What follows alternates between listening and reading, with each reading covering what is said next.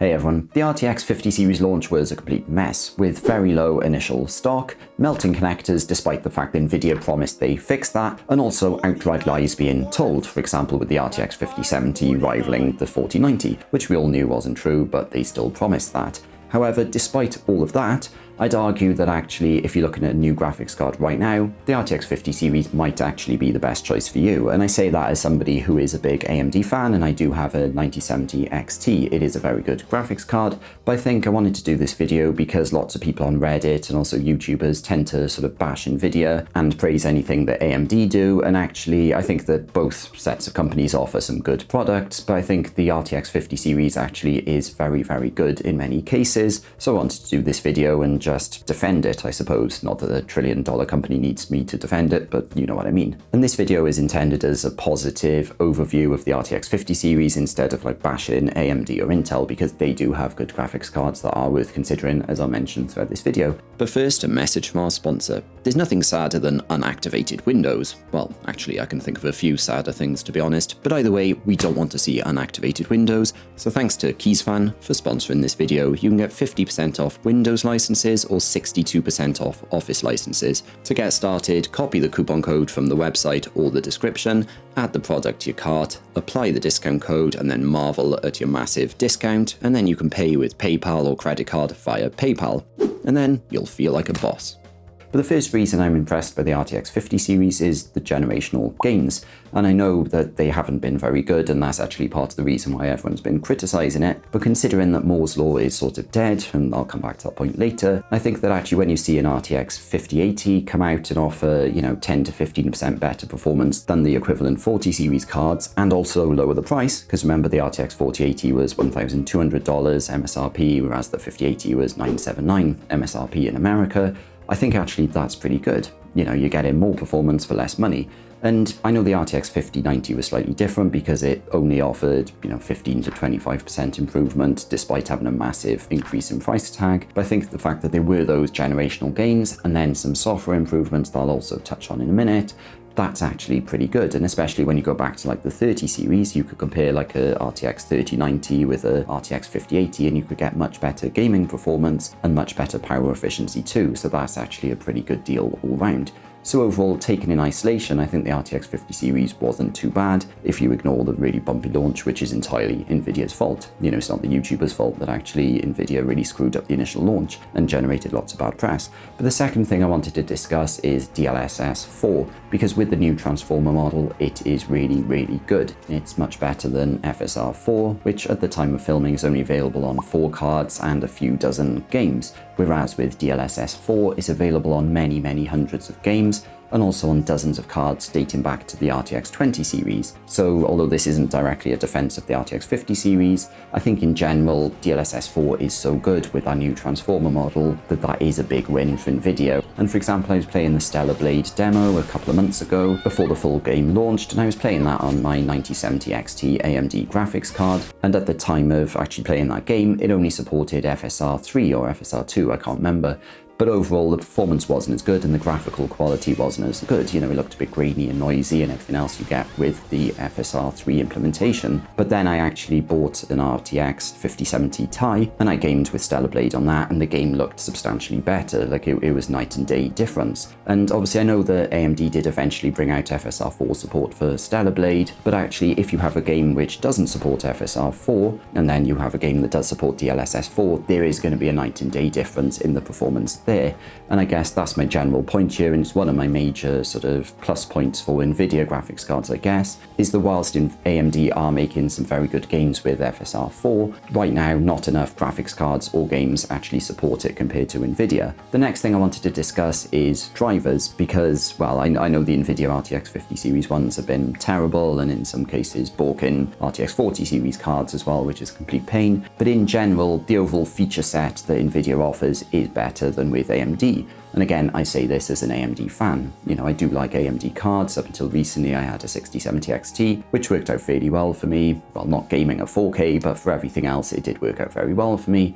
but actually RTX 50 series has a lot more features, and the app in general feels a lot smoother to me than the AMD software does. And also you've got things like NVIDIA Broadcast. You can turn your cheap-ass webcam into some really good video and audio quality with the tools they've got, and you don't really have that with AMD. I think you might be able to remove background noise a little bit with the AMD software, but certainly the NVIDIA Broadcast suite is substantially better. The next thing is multi-frame generation. I mentioned it earlier, but actually this is a very, very cool tool. I thought I wouldn't like it. People talked about, fake frames a lot, but in reality, everything you see on a screen is fake. It's just 2D frames that is trying to trick your brain into it being a 3D world or whatever. And I think multi-frame generation is very, very good if you're doing single player games. It can actually really transform your gaming experience. Like this monitor is a 4K 144Hz one. And, if I'm playing a game and I'm only getting 70 FPS, I could turn on 2 or 3 times multi-frame generation and it does feel a heck of a lot more stable. It's surprising. I didn't think it would, but it does. So in general, I've been really pleasantly surprised with multi-frame generation, and I'm not the only one. Like on Reddit, you do see a lot of people sort of say the same as me, which is that they were skeptical at first, then they tried out MFG, and then they've kind of been converted. So whilst NVIDIA were very disingenuous by saying, the RTX 5070 will match a 4090 performance, or the RTX 5090 will be, 2 to 3 times faster than the 4090, even though it clearly wasn't. In general, MFG is a good tool, even if NVIDIA didn't help themselves by blatantly lying to consumers. Next up, ray tracing. I mentioned I used to have a RX 6700 XT, and obviously when gaming, I couldn't really do any sort of ray tracing on that. It just wasn't powerful enough, unless I wanted to game at 720p, I suppose. But in general, it wouldn't have been powerful enough to get a good ray traced experience.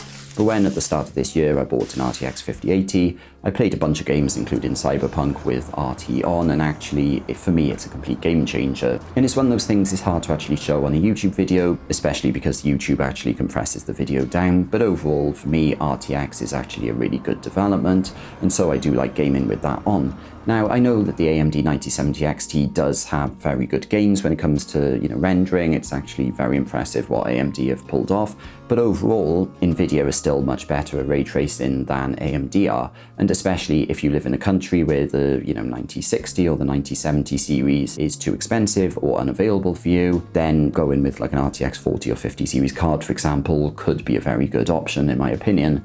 My next point is that if you want the best of the best, the RTX 5090 is unrivaled. I mean, yeah, I know AMD has the 7900 XTX, but the 5090 is in a league of its own, and it's incredibly expensive, and it's got, 600 watt power draw and all that, which is not ideal, but it is insanely impressive sometimes to see, AI workstation builds with 2 RTX 5090s, and to see the insane power you can actually get out of them. And also if you wanted to do VR gaming, something like the RTX 5090 is almost required, because VR gaming is very resource intensive. I mean, the RTX 5080 may work, but really, if you want really good VR gaming, the RTX 5090 is where it's at. My next point is that NVIDIA's RTX 50 series is the first set of consumer GPUs to support GDDR7, and this hasn't been spoken about too much because it's hard to actually, completely pinpoint specific benefits.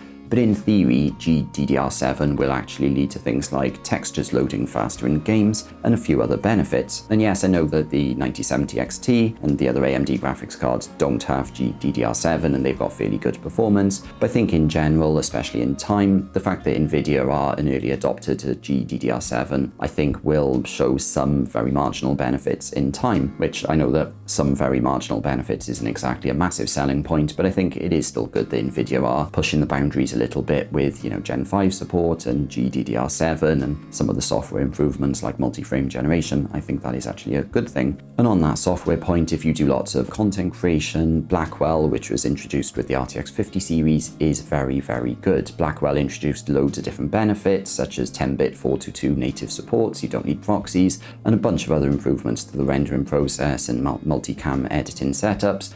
That means that actually, if you wanted to do any sort of content creation or streaming, the RTX 50 series is going to be miles ahead of AMD's 9070 XT or similar graphics cards. And I've tried that myself. I've had the 9070 XT, I've tried doing my video editing and stuff on there, and it's nowhere near as good as even something like the RTX 5060 Ti. So at one point, I actually had the 9070 XT as my gaming system, and then the RTX 5060 Ti as my video editing system.